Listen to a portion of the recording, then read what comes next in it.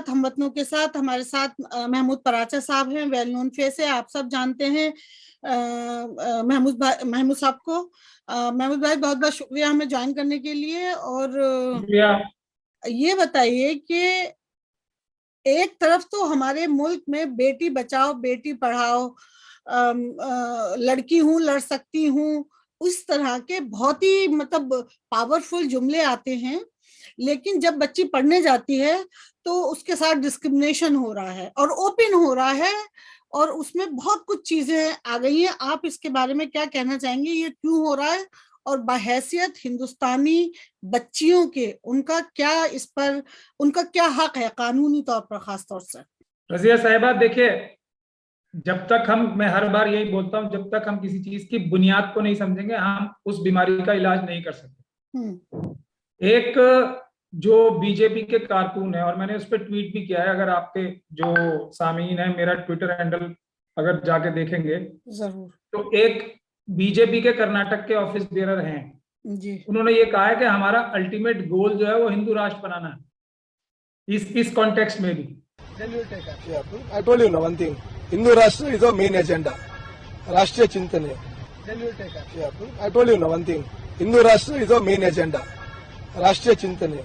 जो इस कॉन्टेक्स्ट में जब उनसे सवाल किया गया तो मैंने वो ट्वीट कर रखा है, वो देख सकते हैं आपके सामने। हाँ, तो बुनियादी बात यह है कि हिंदू राष्ट्र बनाना है। अब हिंदू राष्ट्र का मतलब क्या है? हिंदू राष्ट्र का मतलब है ये जो संविधान है जो बाबा साहब डॉक्टर भीमराव अंबेडकर की क़यादत में, लीडरशिप में बना, बावजूद बहुत सारी मुखालफतों के बना। उन बाबा साहब के बहुत चंद जो सपोर्टर्स थे वीकर सेक्शंस के, उनकी कोशिशों से ही ऐसा अच्छा संविधान बन पाया। तो ये लोग तो इसको, संविधान को खत्म करके हिंदू राष्ट्र बनाना चाहते हैं। और हिंदू राष्ट्र का मतलब क्या है? जो अभी हरिद्वार में, ये इलाहाबाद में भी एक जो धर्म संसद हुई है जिसको संसद का नाम दिया गया, उसमें उन्होंने साफ तौर पे कहा है कि हमें ये जो संविधान है इसको खत्म करके नया संविधान बनाना है। उन्होंने संविधान नया बनाने की, जो हिंदू राष्ट्र, इसका नाम जो है भारत की जगह हिंदू राष्ट्र करना पड़ेगा, ये उन्होंने पार्लियामेंट को भी लिखा है। ये कहा है कि हमने एक कमेटी बना दी है जो संविधान दूसरा बनाएगी और वो मनुस्मृति पे बेस्ड होगा, ये ऐसा उन्होंने खुला ऐलान किया है। तो अब जो ये हिंदू राष्ट्र बनाना चाहते हैं उसका मतलब क्या है? उसका मतलब पहली चीज तो यही है ना कि एक 3 कम्युनिटीज जो कास्ट हैं उनको छोड़ के कोई भी शिक्षा हासिल नहीं कर सकता, कोई भी ज्ञान प्राप्त ही नहीं कर सकता। ये ममनून है, मना है। यही मनुस्मृति का जो ढोल गंवार शूद्र पशु नारी, ये सब लोग ताड़न के अधिकारी, यही है ना। ये उसका लब्बलुआब मेन थीम ये है। ये सब लोग तो पिटने के अधिकारी हैं, मतलब महिलाएं एजुकेशन ले ही नहीं सकती, ये मनुस्मृति है और यही हिंदू राष्ट्र है। तो जो लोग हिंदू राष्ट्र बनाने की कोशिश कर रहे हैं उस चीज को इंप्लीमेंट करेंगे। सिर्फ 3 कम्युनिटीज के अलावा कोई भी एजुकेशन नहीं ले सकता, कोई भी प्रॉपर्टी नहीं रख सकता, कोई भी वोट नहीं दे सकता, कोई भी नौकरी नहीं कर सकता, बाकी सब शूद्र या गुलाम हैं। 3 कम्युनिटीज के अलावा, यही तो हिंदू राष्ट्र है। तो गुलामों को तो अब ये सब चीजें हासिल करने का कोई हक और गुंजाइश है ही नहीं। अब ये बात आज के दौर में कैसे इसको इम्प्लीमेंट किया जाए, उसका तो बहुत ही कोई बहुत बड़ा और कोई बहुत बड़ा स्कीम बनानी पड़ेगी, बहुत बड़ी कोई टेक्निक ढूंढनी पड़ेगी जिसकी वजह से लोगों को ये हजम हो बात। 87% तो SC ST OBC और माइनॉरिटीज के लोग हैं ना, उनकी हलक में ये कैसे उतारा जाएगा कि भाई ना तुम पढ़ाई कर सकते हो 87% लोग, सिर्फ महिलाएं नहीं, SC ST OBC और माइनॉरिटीज ना कोई पढ़ाई कर सकती हैं, ना प्रॉपर्टी रख सकती हैं, ना उनको सिटीजनशिप के राइट होंगे। सिटीजन जो CAA का बिल लाया गया है और NRC का जो काम चालू कर रही है सरकार, उसका मतलब यही है SC ST OBC और माइनॉरिटीज सिटीजन ही नहीं रहेंगे, गुलाम रहेंगे। तो अब ये मुश्किल काम कैसे किया जाए, उसके लिए उन्होंने एक फॉर्मूला निकाल रखा है, वो है मुसलमानों की नफरत। और वो पहला स्टेप होता है इनका हर जगह किसी चीज को जस्टिफाई करने का। औरतों को एजुकेशन नहीं देनी है तो उनके लिए रास्ते मुश्किल किए जाएं। सिर्फ मुस्लिम औरतों की बात नहीं है ये, मुस्लिम औरतों से तो शुरुआत हुई है, दूसरी औरतों को भी क्या स्कूल जाने दिया जा रहा है? बताइए मुझे आप। शेड्यूल कास्ट कम्युनिटी की कितनी बच्चियां स्कूल जाती हैं, रास्ते में अगर उनके रेप भी कर दिए जाते हैं, जो एक यहाँ पे जिसके लिए SC/ST एक्ट जैसा सख्त कानून भी आया है। आप सब लोगों से मैं ये भी गुजारिश करूंगा कि SC/ST prevention of atrocities act भी खोल के पढ़े। उसमें लिखा है कि SC/ST बच्चियों के साथ ये काम जो होते आए हैं, उनके साथ ये अत्याचार जो होते आए हैं। आज भी गांव में खेत पर अगर घास कलेक्ट करने जाती हैं शेड्यूल कास्ट शेड्यूल ट्राइब की बच्चियां, तो उनके साथ रेप करके उनका हत्या की जाती है।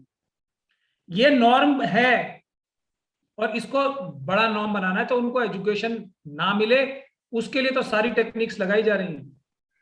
तो हम ये मान के चले, शुरुआत इसको मैं इसीलिए बार बार बोल रहा हूं, जब तक हम पूरे पर्सपेक्टिव में नहीं देखेंगे, हम किसी ना किसी छोटे मुद्दे पे भटक जाते हैं। हिजाब मुद्दा है, मगर हिजाब से बड़ा मुद्दा यह है कि लड़कियों की एजुकेशन के हिंदू राष्ट्र बुनियादी तौर पे खिलाफ है। ये बुनियादी मुद्दा मुसलमानों के लिए, ये शेड्यूल कास्ट लड़कियों के लिए कोई और रीजन, और बाकी जो महिलाएं खुद जो अगर ब्राह्मणिकल रिलीजन से भी आती हैं, जो मनुवादी मानसिकता के खानदानों से भी आती हैं, उनको भी शिक्षा ना लेने दी जाए, इसके लिए भी दूसरी कोई टेक्निक अपनाई जा रही है और अपनाई जाती रहेगी। ये है बुनियादी बात।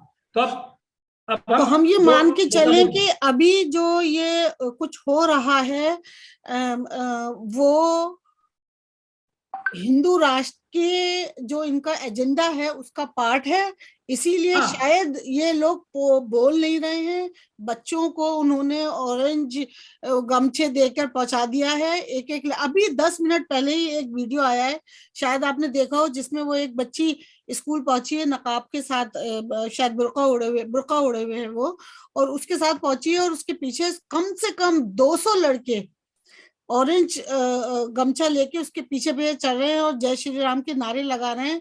जब वो बच्ची फ्रस्ट्रेटेड हो जाती है तो फिर वो चीखती है अल्लाह अकबर अल्लाह अकबर। तन्हा खड़ी है वो कैंपस में। मैं उस बच्ची की हिम्मत की दाद देती हूँ कि वो तन्हा खड़े होकर अल्लाह अकबर के नारे लगाए उसने वहां पर। तो ये जो माहौल बनाया जा रहा है वो प्री प्लान है, ये आप जो मैं समझी हूँ, ये खुद RSS की प्लानिंग के तहत हो रहा है। अगर आप जो ये भगवा ये वस्त्र धारण करके सडनली एज अ रिएक्शन आ रहे हैं, पहले तो कभी नहीं आए जी। बच्चियां तो शुरू से ही हिजाब पहन के जा रही हैं, मुस्लिम बच्चियां जी, ठीक है।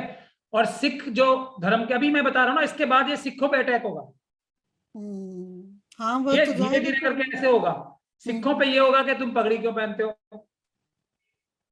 लेकिन महमूद भाई आप जी, मैं ये समझने की बात है। ये नेक्स्ट राउंड दूसरी माइनॉरिटी पे होने वाला है। थर्ड राउंड क्रिश्चियंस पे होगा, कोई ना कोई बहाना ढूंढ के। Fourth round schedule caste schedule tribe पे तो हो ही रहा है। फोर्थ राउंड होगा OBC की महिलाओं पे, फिर जो सो कॉल्ड अपर कास्ट अपने आप को कहते हैं उनकी महिलाओं पे भी होगा। नहीं, होना ही है इसी सीक्वेंस में। बात यानी गमछे की है ही नहीं। बात यह है कि महिलाओं को एजुकेशन दिलाई जो जा रही है बाबा साहब के संविधान के द्वारा, और बाबा साहब ने जो इस्तीफा दिया था वो किस लिए दिया था? हिंदू कोड बिल पे ही तो दिया था जी जी। तो ये तो तब की लड़ाई है, कोई आज की लड़ाई थोड़ी है। महिलाओं को एजुकेशन नहीं लेने देनी हिंदू राष्ट्र में। महमूद भाई, मैं एक मुझे एक चीज याद आ रही है। यति नरसिंहानंद ने अभी कहा था कि बीजेपी में जितनी औरतें हैं वो बला बला बला बला करती हैं, और उस पर कोई रिएक्शन उन औरतों में से जो बहुत पावरफुल हैं, जिनमें बहुत बड़े नाम शामिल हैं, कोई रिएक्शन नहीं आया। तो आप इसको कैसे देखते हैं? क्या ये जी पार्टी से निकाल दी जाएंगी? अगर ये सब तो उन्हें बर्दाश्त करना ही पड़ रहा है ना। देखिए, मतलब जो भी RSS में महिलाएं मेंबर नहीं हो सकती। मैं आपके सामीन से ये भी गुजारिश कर रहा हूँ कि जाके इस पे रिसर्च करें, उनकी वेबसाइट देखें। RSS में महिलाओं की मेंबरशिप अलाउड नहीं है। RSS में महिलाएं मेंबर ही नहीं हो सकती। ये तो दुनिया को दिखाने के लिए, क्योंकि एकदम से अगर हिंदू राष्ट्र थोपा जाएगा तो सब लोग एकदम खड़े हो जाएंगे। लेकिन यहाँ मेंबरशिप विमेंस की देते हैं, ये पेमेंट ले रहे हैं। बीजेपी में देते हैं ना, क्योंकि बाबा साहब ने संविधान दिया है, महिलाओं को बराबर का हक दिया है, वोटिंग राइट बराबर है। तो उनको धोखा देने के लिए मंत्री, एमएलए, एमपी बनाया जाता है ख्वातीन को, लेकिन गुलामों की हैसियत होती है। ये हालात तो देखिए, जो भी आरएसएस और बीजेपी में और इनके सहयोगी संगठनों में है, जो भी एससी, एसटी, ओबीसी, माइनॉरिटीज का या महिला कोई भी है, तो उससे अगर आप 1 to 1 बात कर लेंगे किसी से भी अकेले में, तो वो बताएगा कि या बताएंगे कि हमारी तो हालत यहाँ गुलामों से भी बदतर है। हाँ, गुलामों से भी ज्यादा बदतर है उनकी हालत। नहीं तो यति नरसिंगन जैसा इंसान इस तरह की भद्दी भाषा का बहुत इस्तेमाल बड़ी करे, बात थी और बहुत गंदी बात, और उसको डाइजेस्ट करना पड़ा, करवाया गया। ये मैसेज दिया जा रहा है कि हम महिलाओं को, जो खुद हमारी कैबिनेट मिनिस्टर्स हैं, जहां तक मुझे याद पड़ता है, उन्होंने एक जो हमारी एक अहम कैबिनेट मिनिस्टर है, नाम लेके उनकी बेइज्जती की थी, लेकिन वो कैबिनेट मिनिस्टर उसके खिलाफ कोई कानूनी कार्रवाई नहीं करेंगी, आवाज नहीं उठाएंगी। ये इंश्योर करती है आरएसएस, ताकि एक मैसेज जाए कि औरतों की, भले ही वो कैबिनेट मिनिस्टर हो, उनकी बेइज्जती बर्दाश्त उनको कराना और करना, ये हमारा नॉर्म है हिंदू राष्ट्र।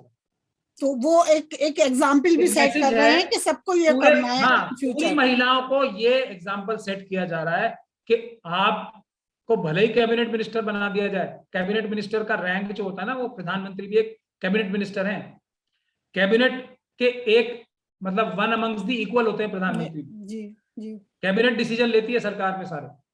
तो उस लेवल पे पहुंच के भी आपको अपनी हैसियत बताने का काम आरएसएस उनकी करती है बार बार। ये है बुनियादी हिंदू राष्ट्र, ये समझना पड़ेगा। पूरे देश की महिलाओं को कर रहे हैं, सनातन धर्म की, सनातन धर्म और हिंदू राष्ट्र यही है, मनुस्मृति यही है। तो अगर हम ये देखें कि अभी हमारा जो कॉन्स्टिट्यूशन है, जो हमारा कानून है, जो हमारा संविधान है, उसकी में अभी कितनी जान बाकी है? संविधान, देखिए, संविधान में जान बाकी है, इसीलिए तो ये लोग इतना ताकत, पुलिस, डंडा, गोली, हिंसा, साजिशों का इस्तेमाल कर रहे हैं। संविधान में जान इतनी बाकी है। और सुनिए, मैं आपको, अभी आप हिजाब की बात कर रही हैं, टीपू सुल्तान के सबसे बड़ी मुखालफत किस बात की है? जो मनुवादी मानसिकता है, टीपू सुल्तान की सबसे बड़ी मुखालफत किस बात की करती है? कि जो ऐसी महिलाएं थी, जिनको महिलाओं को ये मजबूर किया जाता था कि वो ऊपरी, शरीर के ऊपरी हिस्से पे कपड़ा ढक के नहीं घूमेंगी, ये उनको मजबूर किया जाता था। टीपू सुल्तान ने उस बात को खत्म किया। इसकी वजह से सबसे बड़ी दुश्मनी है टीपू सुल्तान से। तो जो लोग महिलाओं को इस रूप में देखना चाहते हैं कि वो अपना तन ढक के ना चले, उनसे आप ये उम्मीद करते हैं कि वो हिजाब को अलाउ करेंगे? नहीं, ये तो बहुत बड़ी बात है। इस मानसिकता के हिजाब ही नहीं, वो हर एक महिला के, अगर उनका बस चले तो हर एक महिला के कपड़े उतारने की भी जरूरत करें। उनकी ये मानसिकता है। जब तक हम इस बुनियादी मानसिकता को नहीं समझेंगे, हम किसी चीज को नहीं समझ सकते। हिजाब क्यों नहीं उतरवाएंगे वो, आप बताइए मुझे। हाँ, बिल्कुल नहीं। मनुवादी मानसिकता के सो कॉल्ड लोगों के सामने बगैर वस्त्रों के घूमे, जैसे पहले होता था, ताकि वो किसी भी महिला की इज्जत दरी कर सके, किसी भी महिला के ऊपर अपनी पसंद करके हाथ डाल सके। ये मानसिकता है इनकी। इसको हाँ, तो इतने रेप हुए, कोई नहीं बोला, कोई एक्शन नहीं है, कुछ नहीं है। तो इनके यहाँ तो नॉर्म है ना, रेप एक हक माना जाता है। मैं आपको इसलिए तो एग्जांपल दे रहा हूं, क्यों बिना कपड़ों के घूमने के लिए मजबूर किया जाता था, ताकि वो उनके साथ किसी भी वक्त, किसी भी समय कोई भी ज्यादती कर सके, अगर उनकी इच्छा हो तो। ये इनकी मानसिकता है। अगर इसको जरा सा भी आप लोग, किसी भी इनकी मीठी मीठी भाषा जो आजकल ये इस्तेमाल करते हैं कि बेटी बचाओ बेटी पढ़ाओ से जरा भी कंफ्यूज हो गए, तो आप कभी भी इनसे लड़ नहीं पाओगे। ये कुछ भी बोले, इनके दिल में वही है कि ये चाहते हैं महिलाओं के साथ ऐसा व्यवहार करना। हाँ, जुबानें तो फिसल रही हैं, अलग ऐलान जुबानें फिसल रही हैं, प्रधानमंत्री से लेकर और मिनिस्टर और एमएलए तक सबकी जुबान फिसल जाती है बेटी के मामले में। तो इस सूरत हाल में जब हमारी बच्चियां स्कूल जाने के लिए परेशान हो रही हैं, उनके लिए आप क्या मैसेज देना चाहेंगे? क्या उनको इस वक्त करना चाहिए? मेरा तो एक ही मैसेज रहता है सभी तंजीमों से, इन लोगों के खिलाफ, इन सरकारी अफसरों के खिलाफ, जो पुलिस अधिकारी हैं, जो इनकी पुष्ट पनाही पे जुल्म करते हैं, जो इनकी डायरेक्शंस पे जुल्म करते हैं, उनके खिलाफ जब तक कानूनी और आईनी एक्शन नहीं लिया जाएगा, ये ज्यादतियां नहीं रुकेंगी। हमने जो मिशन सेव कॉन्स्टिट्यूशन बनाया है वो इसीलिए बनाया है कि संविधान के हिसाब से ही, संविधान के ऊपर चल के ही, कानून के ऊपर चल के ही सभी लोगों को अपना ड्यूटी करनी है, वरना उनके खिलाफ कानूनी कार्रवाई करके उन अफसरों को और उन सरकारी अधिकारियों को, पुलिस ऑफिसर्स को जेल भिजवाने का काम जब तक हम मिशन मोड पे नहीं करेंगे, जो कानून तोड़ के ऐसे काम करते हैं, जब तक इस समस्या का हल नहीं होना, ये समस्या बढ़ती ही जाएगी। हमें सबको एक काम करना चाहिए कि सरकारी अधिकारी संविधान के हिसाब से चलें, जिसकी वो शपथ लेते हैं, उससे जो भी बाहर जाएगा, हम सबको उनके ऊपर पूरी ताकत लगा के संविधानिक और कानूनी कार्रवाई करने का जो प्रोसेस है वो शुरू करना पड़ेगा। तभी ये सरकारी अधिकारी अगर मना कर दें, कोई भी राजनीतिक नेता गैर कानूनी काम कराना चाहता, तो उसको अगर ये मना करते हैं कि हम तो संविधान के हिसाब से ड्यूटी बाउंड है, आपके आदेश हम नहीं मानेंगे क्योंकि ये संविधान के खिलाफ है, तभी समस्या का समाधान होगा, वरना ये समस्या का समाधान नहीं होना है। दूसरा जो सबसे बड़ा समाधान है वो जब SC, ST, OBC और माइनॉरिटीज की अपनी सरकारें आएंगी, तब जो संवैधानिक हिसाब से चलेंगी, तभी इसका परमानेंट सोल्यूशन होना है। तब तक जो तो मतलब इन शॉर्ट अगर देखें तो ये बहुत लॉन्ग फाइट है, ये आज कल परसों में खत्म होने वाली नहीं है, ऐसे हालात अब शुरू हुए हैं। लंबी लड़ाई तो इसलिए है कि हम लोग जो हैं SC, ST, OBC और माइनॉरिटीज के लोग इकट्ठे होके सही दिशा में, सही डायरेक्शन में काम नहीं कर रहे। लड़ाई लंबी है ही नहीं, 87% है हम तो, कौन सी लड़ाई है? लड़ाई ही नहीं है कोई। ये तो इकट्ठे होने की बात है, इकट्ठे होने की बात है। एक्चुअली हमारे अंदर जो लोग नासमझ हैं और जो लोग इनके एजेंट हैं SC, ST, OBC और माइनॉरिटीज, उनको आइडेंटिफाई करके अलग करने की बात है। और दूसरी बात है कि संवैधानिक तरीके से पीसफुल प्रोटेस्ट और कानूनी और आईनी तरीके कोर्ट में और दूसरी जगहों पे शुरू हो जाएंगे तो वो सोल्यूशन हो जाएगा। जो भी इंसान SC, ST, OBC और माइनॉरिटी का इश्तियाल, वायलेंस, हिंसा की डायरेक्टली या इनडायरेक्टली बात करता है, वो हमारा दुश्मन है, RSS का आदमी है। चाहे तो वो जानबूझ के, चाहे वो बेध्यानी में कर रहा है या नासमझी में कर रहा है, वो हर हालत में RSS और मनुवादी मानसिकता का, कैपिटलिस्ट ज़ायनिस्ट फोर्सेस का आदमी है। तो नॉन वायलेंस पे चल के जो भी लोग काम कर रहे हैं, जो कानूनी तरीके से काम कर रहे हैं, वो अपने लोग हैं, उनको आइडेंटिफाई करें और इकट्ठे हो जाएं सब। ये तो कोई लंबा काम ही नहीं है, इसमें तो कोई काम ही नहीं है, मेरे ख्याल से कुछ इशू ही नहीं है। 87% है। लेकिन आप ये देखिए कि इसमें जो पॉलिटिक्स शुरू हुई तो हिजाब के वर्सेस वो ऑरेंज शाल आ गई, अब ऑरेंज शाल के साथ साथ ब्लू शॉल्स आ गई, तो इस तरह से हर चीज में पॉलिटिक्स हो जाएगी। तो किस तरह से, और पावर इनके हाथ में, किस तरह से आम आदमी फाइट कर पाएगा? ये बहुत बड़ा सवाल है आम आदमी के सामने। अगर देखिए, ब्लू वर्सेस जो मनुवादी मानसिकता है, मैं कोई कलर नहीं दे रहा, ब्लू कलर तो क्योंकि बाबा साहब से आइडेंटिफाई होता है इसलिए हम बोल रहे हैं, कलर की बात नहीं है। दो ही आइडियोलॉजी के बीच में तो लड़ाई है इस वक्त देश में, पिछले 100 साल से है। एक है अम्बेडकरवाद, एक है मनुवाद। तो मनुवाद वाले अभी ज्यादा ताकतवर हैं क्योंकि वो धोखाधड़ी करके सिस्टम पे काबिज हैं, जो आज आपको भगवा शाल पहने नजर आ रहे हैं। जो ब्लू शॉल पहन के लोग हैं वो मनुवाद के खिलाफ खड़े होने वाले अम्बेडकरवादी हैं।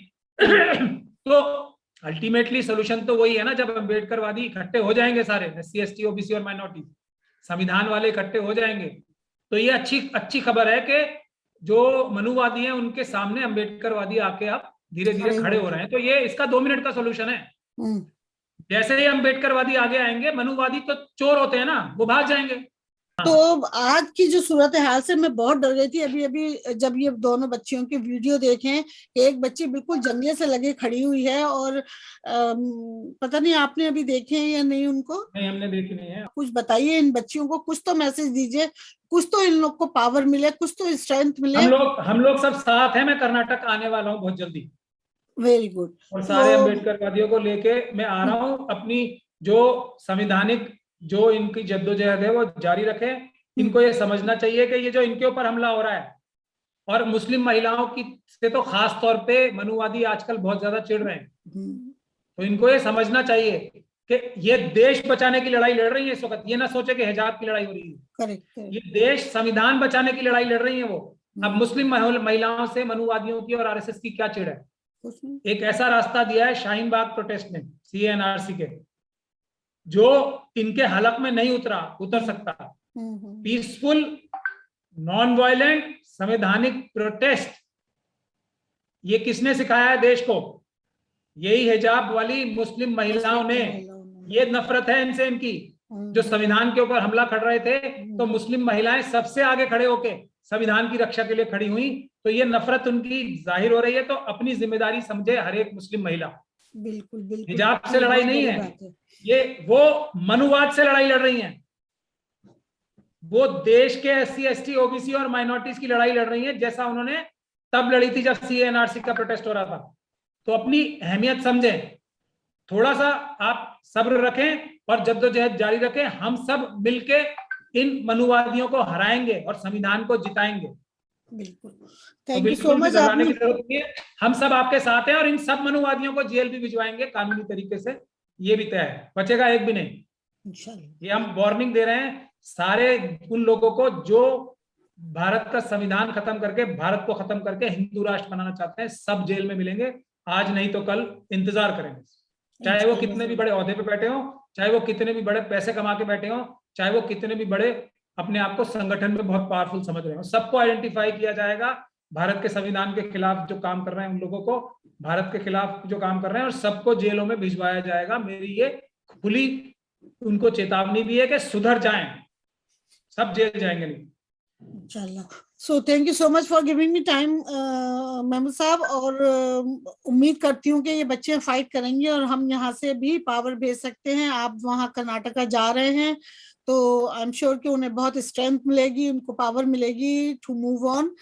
और thank you so much for joining us today. जय भारत, जय भारती। Thank you.